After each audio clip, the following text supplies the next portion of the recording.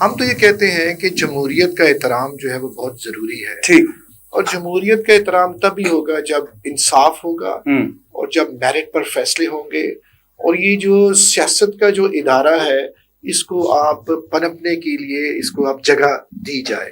2 اسمبلیوں کو توڑا گیا KPK کی اور پنجاب کی، اور آئین یہ کہتا ہے کہ خاص مدت کے اندر آپ نے اس کے الیکشن کرانا ہے. وہ نہ ہو سکے گا. یعنی کہ آئین کی اس شک کی پاسداری اور پابندی نہ کی گئی. سیاستدان اور سیاسی جماعتیں خود مارشل لاء کا دروازہ کھٹکھٹاتی رہی ہیں. بالکل. اور جب اس ملک میں مارشل لاء لگتا رہے تو پھر مٹھائیاں جو ہیں وہ تقسیم ہوتی رہی ہیں، جس کا نتیجہ یہ ہوا کہ پارلیمنٹ کی جو ایک حیثیت تھی وہ کم ہو گئی اور سیاستدان کو ایز اے ڈیزائن اس کو ایک برا شخص کے انداز میں اس معاشرے میں پیش کیا گیا. السلام علیکم. 89 HD نیوز کی نشریات میں محمد احسان چینا ناظرین آپ کی خدمت میں حاضر ہے. اور آج کا جو پروگرام ہے اس میں ہمارے ساتھ جو مہمان ہیں یہ ویسے تو کسی تعارف کے محتاج نہیں ہیں. شعبہ تعلیم سے تعلق ہے، سابق وزیر تعلیم پنجاب ہیں. اس کے علاوہ بھی کئی حوالوں سے ان کی خدمات ہیں، کئی حوالوں سے ان کا تعارف ہے. میری مراد میاں عمران مسعود صاحب سے ہے جنہیں میں اپنے پروگرام میں خوش آمدید کہتا ہوں. اور ہم وقت ضائع نہ کریں اور بلا تمہید میاں صاحب سے گفتگو شروع کریں. بہت شکریہ میاں صاحب، آپ ہمارے مہمان بنے. Thank you. اچھا، آج جب آپ میرے ساتھ پروگرام میں بیٹھے ہیں تو پاکستان تحریک انصاف سے تعلق رکھنے والی کچھ سیاسی شخصیات کو سزائیں بھی ہوئی ہیں اور کچھ اس طرح کی باتیں کہی جا رہی ہیں کہ آنے والے دنوں میں یہ سلسلہ سزاؤں کا آگے بڑھے گا. تو اس تناظر میں اگر آپ سے یہ پوچھوں کہ پاکستان کی سیاست کو آپ کس جانب جاتے ہوئے دیکھ رہے ہیں، کیونکہ ابھی آنے والے دنوں میں پاکستانی PTI جو ہیں ان کے حوالہ سے بھی کہا جا رہا ہے کہ ان کا فیصلہ بھی ان کے کیس کا ہونے والا ہے. دیکھیں، ہمیں تو جوڈیشری کا بڑا احترام ہے اور صاف ظاہر احترام کرنا بھی چاہیے، لیکن جو تاثر جو اس وقت آ رہا ہے سیاست میں، ایک تو الیکشن کمیشن پہ بھی انگلیاں اٹھ رہی ہیں، اس کے بعد اسٹیبلشمنٹ پہ بھی انگلیاں اٹھتی ہیں، اور پھر صاف ظاہر جوڈیشری پہ بھی انگلیاں اٹھتی ہیں. ایک جماعت کو جس کو نشان بھی لے لیا گیا، اس کے لیڈران کو بھی اندر کیا گیا، اور پھر سزائیں بھی آپ نے سنی کل جو ہوئی ہیں. تو اگر آپ مجھ سے پوچھیں کہ پاکستان کی سیاست کا کیا مستقبل ہے، ہم تو یہ کہتے ہیں کہ جمہوریت کا احترام جو ہے وہ بہت ضروری ہے. اور جمہوریت کا احترام تب ہی ہوگا جب انصاف ہوگا اور جب میرٹ پر فیصلے ہوں گے. اور یہ جو سیاست کا جو ادارہ ہے اس کو آپ پنپنے کے لیے اس کو آپ جگہ دی جائے. اور پاکستان کی تاریخ کوئی جمہوریت کے حساب سے کوئی اتنی اچھی نہیں ہے، کیونکہ اس ملک میں بے شمار کہہ لیں مارشل لاز بھی رہے اور اسمبلیوں نے اپنی مدت بھی پوری نہیں کی، اسمبلیاں ٹوٹتی بھی رہی، بحال بھی ہوتی رہی. اور اب ہے ریسنٹلی آپ نے دیکھا جب 2 اسمبلیوں کو توڑا گیا KPK کی اور پنجاب کی، اور آئین یہ کہتا ہے کہ خاص مدت کے اندر آپ نے اس کے الیکشن کرانا ہے. وہ نہ ہو سکے گا. یعنی کہ آئین کی اس شک کی پاسداری اور پابندی نہ کی گئی تو آئین تو وائلیٹ ہو گیا.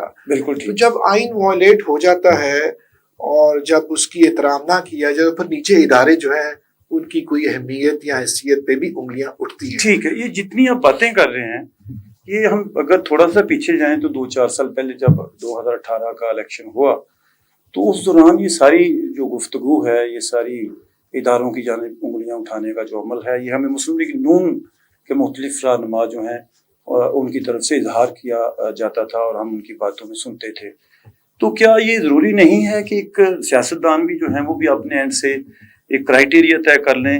اور ہم دیکھتے ہیں کہ جتنے اس طرح کے مسائل ہیں مختلف ادوار میں مختلف جو سیاسی جماعتیں ہیں انہوں نے جو نظر نہ آنے والی قوتیں ہیں ان کو سپیس دی، اور اس کے نتیجہ میں پھر دوسرے جو سیاسی مخالفین ہیں وہ شکار ہوئے. تو اس حوالہ سے تو جو اس وقت زیر عتاب ہیں پاکستان تحریک انصاف اور ان کے رہنما، ان کا دامن بھی صاف نہیں ہے. دیکھیے، اگر ایک جماعت زیر عتاب ہے تو کل باقی بھی آ سکتی ہیں. سیاستدان چونکہ ان کو عقل مندی سے کام لینا چاہیے، آپس میں یہ اکٹھے ہو جائیں. اور لیکن ہم نے یہ دیکھا کہ پچھلے 30-40 سال کی سیاست میں کہ سیاستدان اور سیاسی جماعتیں خود مارشل لاء کا دروازہ کھٹکھٹاتی رہی ہیں. بالکل. اور جب اس ملک میں مارشل لاء لگتا رہے تو پھر مٹھائیاں جو ہیں وہ تقسیم ہوتی رہی ہیں، جس کا نتیجہ یہ ہوا کہ پارلیمنٹ کی جو ایک حیثیت تھی وہ کم ہو گئی اور سیاستدان کو ایز اے ڈیزائن اس کو ایک برا شخص کے انداز میں اس معاشرے میں پیش کیا گیا. اس کو کرپشن کا اس پہ الزام لگا, اس کو ہتھکڑیاں بھی لگی, حکومتیں ٹوٹی بھی, نیب کے لوگ اندر بھی ہوئے, پھر لوگ ایگزائل میں باہر گئے وغیرہ وغیرہ سب ہوتا رہا تھا. اس میں ایک عقل مندی یہ کی دو بڑی جماعتوں نے, پیپلز پارٹی اور نون لیگ نے, کہ انہوں نے چارٹر آف ڈیموکریسی سائن کر لیا آپس میں. وہ ایک اچھا کہہ لے ایک اسٹیپ تھا جو انہوں نے اٹھایا کہ بھائی ہم اپنی ڈیموکریسی کو بچانے کے لیے ایک چارٹر پہ دستخط کر دیتے ہیں, کیونکہ اس زمانے میں دو ہی بڑی جماعتیں ہوتی تھیں, پیپلز پارٹی اور مسلم لیگ نون جو ہوتی تھی. پھر بے شمار پارٹیز جو ہیں وہ وجود میں آ گئی, ایک تیسرا ایلیمنٹ پی ٹی آئی کا بھی آ گیا. اس وقت 12 جماعتیں اکٹھی ہیں اور ایک جماعت جو ہے وہ علیحدہ ہوئی ہوئی ہے ان سے. لیکن میں اگر آپ مجھ سے پوچھ رہے ہیں, میں ایک انسٹیٹیوشن کی بات کر رہا ہوں, ایک ادارے کی بات کر رہا ہوں, سیاست کا ایک ادارہ ہے. اب اس میں کون اچھا ہے کون برا ہے, اور سارے اچھے ہیں, اگر برا کہہ رہا ہے تو پھر سارے اس میں برے ہیں. لیکن اب آنے والے دنوں میں, آنے والے سالوں میں, جب سے یہ سوشل میڈیا کی اتنی زیادہ یلغار ہے اور اویئرنیس بہت آگی ہوئی عوام میں, تو ووٹوں کی جو طاقت ہے یا عوام کی طاقت ہے وہ مجبور کرے گی عوام کہ ادارے جو ہیں وہ اپنی لمٹ میں رہ کے کام کرے, تو فیوچر ٹھیک ہو جائے گا انشاءاللہ تعالیٰ. اچھا, ایک آپ نے اویئرنیس کی بات کی, تو ایک ایلیمنٹ یا ایک رویہ ہم یہ بھی دیکھتے ہیں کہ سیاسی مخالفین ہوں یا جن سے آپ کی مخاصمت ہے یا آپ کو ایک کردار پسند نہیں ہے, تو ان کے حوالہ سے سوشل میڈیا پر عدم برداشت کا جو رجحان ہے وہ بہت بڑا. اور پچھلے دنوں تو ہم نے دیکھا کہ بارش کے دنوں میں ایک بزرگ شخصیت جو ہیں, انہوں نے جس طرح ہماری سی ایم صاحبہ کے بارے میں اور کچھ اور لوگوں کے بارے میں جس طرح کی باتیں کی یا جن الفاظ کا انتخاب کیا, وہ انتہائی قابل گرفت تھا. تو اس حوالہ سے اور بھی بہت ساری چیزیں ہیں, خصوصی طور پہ جب پچھلے دنوں بھارت کے ساتھ ہماری جنگ ہوئی تو اس میں بھی ایک خاص جماعت سے تعلق رکھنے والا جو سوشل میڈیا ہے, انہوں نے بھی اور کچھ اور لوگوں نے بھی بہت ہی قابل اعتراض جو پوسٹیں ہیں وہ کی اور کمنٹس کیے. تو کیا اس ساری چیزوں کو آپ سمجھتے ہیں کہ یہ شعور پیدا ہوا ہے یا اس کو کسی اور نظر سے دیکھتے ہیں؟ دیکھیں, سوشل میڈیا تو ایک بے لگام گھوڑا ہے, اور اس کے لیے آپ نے قوانین بھی بنائے, آپ نے سائبر سیکیورٹی اور سوشل میڈیا کو کنٹرول کرنے کے لیے کبھی کبھار آپ کو ٹویٹر بھی بند کرنا پڑتا ہے, کبھی کبھار آپ کو ٹک ٹاک بھی بند کرنی پڑتی ہے. اور تو یہ جو نیگیٹو ایلیمنٹ جو آتا ہے پاکستان میں, انڈیا میں یا دنیا بھر میں, جو نیگیٹو خبریں بنتی ہیں اور جھوٹی خبریں لگائی جاتی ہیں اور جھوٹی ویڈیوز لگائی جاتی ہیں. لیکن آپ یاد یہ کریں کہ ویڈیو لیکس کا بھی زمانہ آپ یاد کریں کہ یہاں پر سیاستدانوں کی ویڈیوز لیک کی جاتی اور سیاستدانوں کی جو گفتگو تھی ٹیلی فون پہ وہ بھی آڈیو لیکس بھی ہوئی تھی. تو ایک خاص ایک کہہ لیں اپنا ایک کچھ ایسے لوگ تھے جو اس کو خود سے لیک کرتے تھے تاکہ ان کا امیج جو ہے وہ خراب ہو, سیاستدانوں کا امیج خراب ہو. تو یہ میرے نزدیک سوشل میڈیا رسپانسبلٹی سے چلانا چاہیے آپ کو, چاہے حکومتی لیول کا ہو یا عوام الناس کا ہو. تو سوشل میڈیا چونکہ بے لگام ہے اور لوگوں کو اپنے اظہار کرنے کا ایک پلیٹ فارم اب مل گیا ہے, لوگ اپنی سٹیم جو ہے اندر کا جو ایک بھڑاس ہے وہ نکالتے ہیں, ان کو پسند یا ناپسند جو چیزیں وہ سوشل میڈیا پہ لے آتے ہیں. اب اس کو کنٹرول کس طرح کرنا ہے یہ حکومت کی ذمہ داری ہے. حکومت اس کے لیے کہہ لیں اپنا قوانین بھی بناتی ہے, لوگ پھر پکڑے بھی جاتے ہیں, اس لیے کہ اگر آپ اس ملک کے خلاف اگر آپ بغاوت کا اس میں عنصر ہو تو اس کو تو نہیں چھوڑ سکتے, قابل برداشت نہیں ہے. پھر ایسی چیزیں اگر آپ اپنا اگر کوئی مثلا کو فوج کے خلاف کوئی وہاں پہ کوئی ایسی بات کر دی جاتی تو اس کو بالکل پکڑنا چاہیے, کیونکہ فوج کے خلاف یا اداروں کے خلاف یا پاکستان کی بقا کے خلاف کوئی بندہ بات کرے اس کو پکڑنا چاہیے. میں تو اس کے حق میں ہوں. اچھا, ایک اور بات میں ذاتی آپ کی جو سیاست ہے اس حوالہ سے کرنا چاہتا تھا کہ آج کل کس پلیٹ فارم سے سیاست ہو رہی ہے. پچھلے دنوں آپ نے دیکھا جب یہ واقعہ 9 مئی کا ہوا تو ان دنوں آپ ریاستی اداروں کے ساتھ کھڑے تھے, آپ حکومت کے ساتھ کھڑے تھے, اور آپ نے جو انتشار پیدا کرنے والے لوگ تھے ان کی مذمت کی کھلے دل سے. تو آج کل چودھری برادران کے ساتھ کیسے تعلقات ہیں, سیاست کیسی ہو رہی ہے آپ کی جو انفرادی سیاست ہے؟ دیکھیے, ہمارے گجرات میں پریشانی ہوئی جب چودھری شجاعت اور چودھری پرویز کے آپس میں کہہ لیں اس خاندان کے बदकिस्मती से जो है आपस में क्लैश हुआ, तो साफ ज़रा वो नजरा तो मुझ पे गिरा सबके यहाँ, क्योंकि मैं तो नीचे उनके सूबाई असम्बली का मेंबर रहा हूँ। सियासी नुकसान आपका हुआ? ये मेरी ये ख्वाहिश है कि ठीक है मामला इकट्ठे हो जाए, लेकिन गुजरात वाले परेशान हैं और वो जब हालात को देखते हैं, और चूंकि मेरी सीट जो है वो कह लें वो PMLQ ने ले ली, हाँ, और उस पर चौई साहब ने अपना जो है बेटा उस पर खड़ा कर दिया, तो ठीक है, वो बुजुर्ग है हमारे, बड़ा हमें एहतराम है चौई शुजात साहब का। लेकिन मुझे चौधरी परवेज इलाही साहब ने कहा कि आप खड़े हो जाएं हमारे ग्रुप की तरफ से, तो मैंने बेसिकली चौधरी परवेज इलाही का साथ दिया, क्योंकि उस वक्त हालात आपके सामने हैं। अब उसी तरह ही अब चल रहे हैं, अब आइंदा देखेंगे कि क्या हालात पैदा होते हैं और किस तरीके तरफ सियासत जाती है।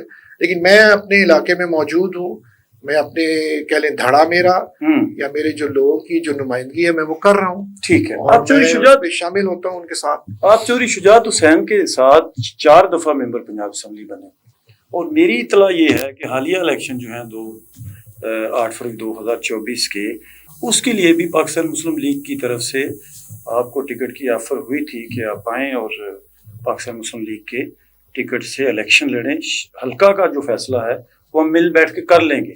तो मेरी ये इतला जो है इसमें कितनी सदाकत है? ये देखिए, मुझसे तो कोई राब्ता नहीं किया गया, और मैं आपके सामने है कि मैं PMLQ का सेक्रेटरी इंफॉर्मेशन था पूरे पंजाब का। इतनी तेजी से हालात बदल रहे थे, और चौधरी साहब शुजात हुसैन साहब की चूंकि सेहत ठीक नहीं थी, उनसे राब्ता भी नहीं था, और पकड़ दकड़ भी आपको पता है वो शुरू हुई थी, और कह ले परेशानी में ही सारा मामला था। लेकिन जहाँ तक एहतराम की बात है, हमें तो तमाम सियासतदानों का, खासतौर पे हर जमात के सरबराह का हमें एहतराम है, बहुत, चाहे पीपल्स पार्टी हो, चाहे नून हो, चाहे PTI हो, चाहे काफ हो, क्योंकि इनके साथ हमारा पुराना एक रिश्ता, एक ताल्लुक जो है वो आज भी चल रहा है। ठीक। मैं एहतराम की सियासत में बिलीव करता हूँ, और मैं चाहता हूँ कि सियासतदान का रोल जो है और उसका जो इमेज है वो बेहतर हो, और हम किसी करप्शन में शामिल नहीं हैं, और हम इदारों की सलामती की हमेशा हम बात करते हैं, तालीम के फ़रोग़ की हम बात करते हैं, वैल्यूज़ की हम बात करते हैं, और हमारे ख़ानदान की सियासत या खिदमत का जो मिशन है उसके यही चीज़ें सबके सामने है कि कोई झूठा पर्चा नहीं करवाना, किसी कत्लो गारत में नहीं आना, किसी कब्जे में नहीं आना, किसी करप्शन में नहीं, वो हम अपनी लेगेसी, अपनी रवायत को हमने जिंदा रखे हुए हैं। ठीक। तो मेरे घर के दरवाजे खुले, मैं बैठा हूँ, लोगों की खिदमत कर रहा हूँ, चाहे मैं पार्लियामेंट में हूँ या ना हूँ, मेरे घर के दरवाजे खुले। मौजूदा चीफ मिनिस्टर साहिबा का एक खास प्रोग्राम है, इस हवाला से अमन ओमान की सूरत हाल को बेहतर बनाने के तनाज़ुर में ये जो CCD डिपार्टमेंट बना, और आम जो पब्लिक है उसके जो ऑपरेशंस हैं उसके नतीजा में बहुत खुश है, और हमने देखा कि बहुत सारे मंशियात फरोश जो हैं वो तौबा ताइब करते हमें नजर आए, और बहुत सारे ऐसे लोग जो हैं वो मारे गए CCD के हाथों, जिन पे अगवा बराए तवान के, डकैतियों के, टारगेट किलिंग के बहुत सारे मुकदमात थे। तो लोग पब्लिकली तो लोग बहुत खुश हैं। तो आप कह रहे हैं कि लॉ एंड ऑर्डर बहुत बड़ा मसला है। देखिए, CCD तो अभी शुरू हुआ है ना जी। जब हम लॉ एंड ऑर्डर की बात करते हैं, फिर ये समझ ये आती है कि शायद अदालती निज़ाम इतना मौसर नहीं है जिससे कि लोगों को इंसाफ मिल सके। ठीक। जब लोगों को इंसाफ नहीं मिलता, एक कब्जा ग्रुप है, उसने कब्जा करके एक गरीब आदमी की लैंड पे बैठा हुआ है, थाने में जाओ, पर्चा कराओ, कुछ नहीं बने, तो रिलीफ मिलता नहीं है। उस बंदे ने तो मायूस होना है। इस तरह डकैतियां, चोरी, अगवा, मंशियात वगैरह वगैरह सारा। तो ठीक है, हर गवर्नमेंट की अपनी एक पॉलिसी होती है कि आप ऐसे मफरूरों को पकड़ने के लिए CCD जो है वो बनाई गई है। ये वो मफरूर हैं जो टेलीफोन करके भत्ता लेते हैं लोगों से, लोगों को हरासा करते हैं, डकैतियां करते हैं।